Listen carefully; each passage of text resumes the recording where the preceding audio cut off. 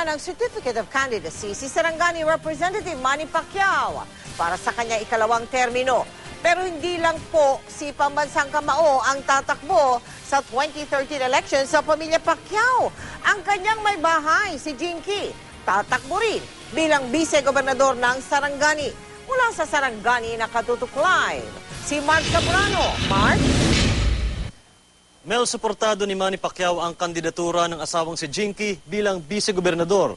Alam daw ni Manny na kakayanin ni Jinky ang pangangasiwa sa lugar na ito sa Sarangani.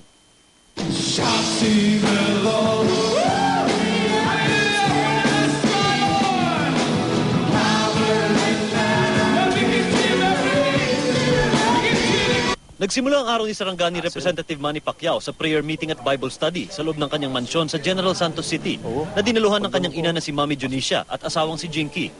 Kasama rin ang ilang mga kaalyado niya sa United Nationalist Alliance People's Champ Movement o una PCM.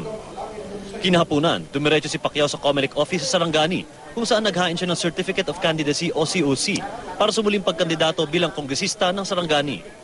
Kasama niya si Jinky na naghain din ng kanyang COC sa pagka-vice-gobernador ng probinsya.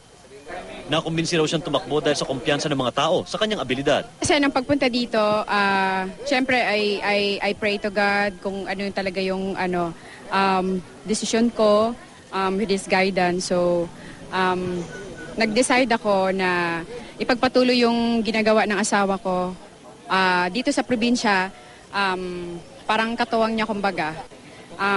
Ngayon ang right time, so I decided to run. Todo suporta naman ni Pacquiao kay Jinky.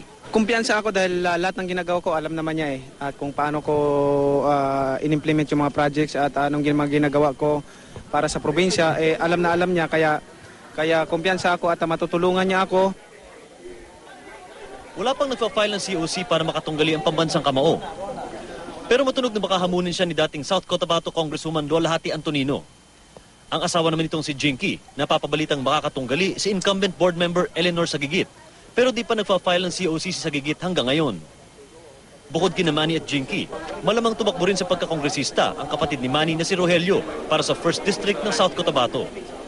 Pero sa ngayon, bukod sa paghahanda sa eleksyon, tututukan ng Pambansang Kamao ang nalalapit na laban kay Juan Manuel Marquez sa Mexico sa Disyembre.